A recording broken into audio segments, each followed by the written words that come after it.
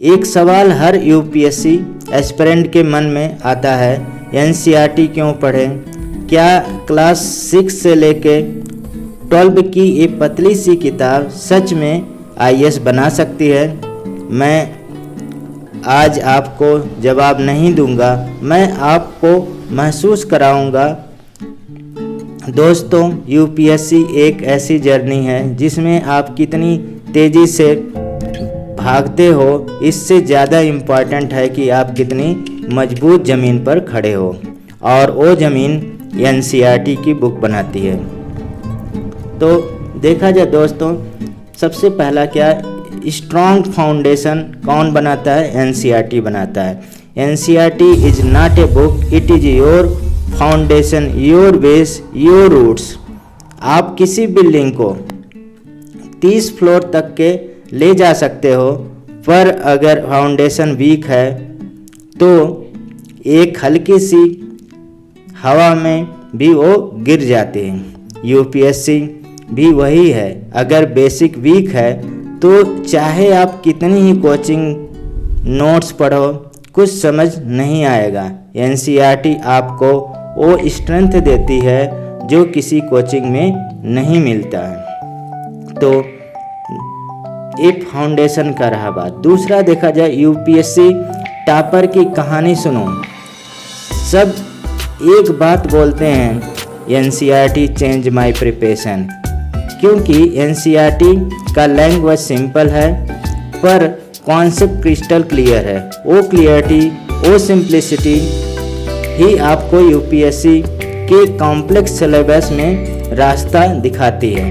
NCERT is the voice of truth. इसमें ना x aggregation है, ना बायस्ड है, बिल्कुल फैक्चुअल, बिल्कुल बैलेंस, और यूपीएससी को यही चाहिए।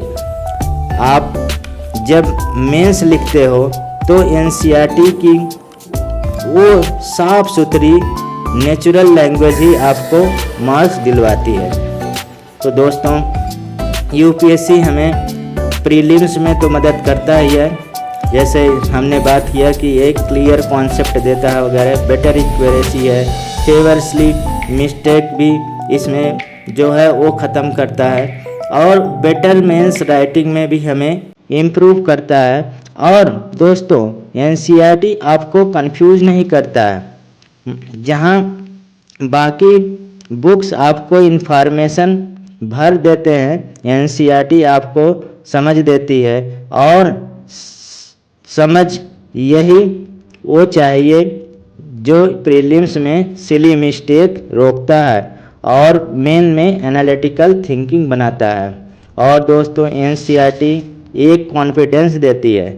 जब आप पेज पढ़ते हो और कॉन्सेप्ट समझ आते हैं तो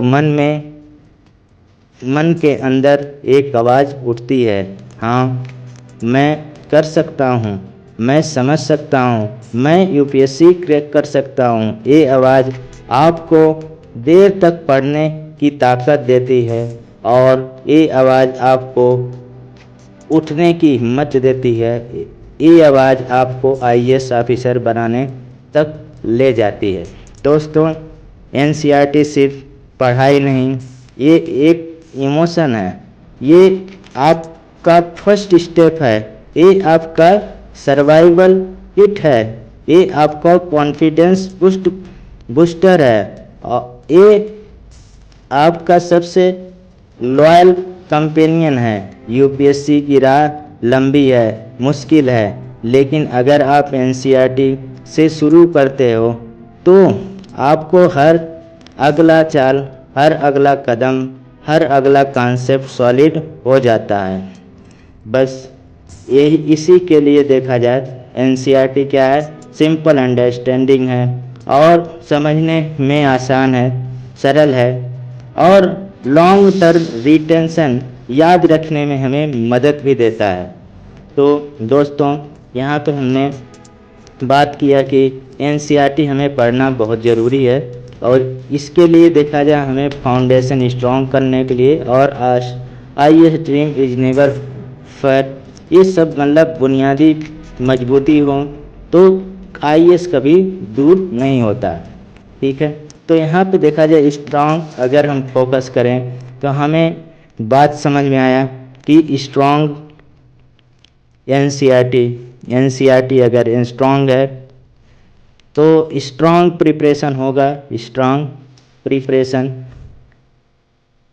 और स्ट्रॉन्ग अटेम्प्ट होगा। जो भी आप अटेम्प्ट लेना चाह रहे हैं प्रीलिम्स मेंस का, उसमें भी स्ट्रॉन्ग होगा और आपका स्ट्रॉन्ग रिजल्ट भी दिखेगा।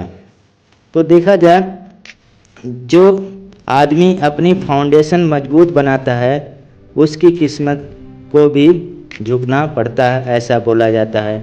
तो दोस्तों हमने एनसीईआरटी की बात किया, तो एनसीईआरटी इसलिए मैंने ये बताया कि हर एस्पिरेंट के मन में सवाल होता है कि हम एनसीईआरटी पढ़ें कि ना पढ़ें, कि हम सप्लीमेंट बुक भी पढ़ लें, कोचिंग का मटेरियल पढ़ लें।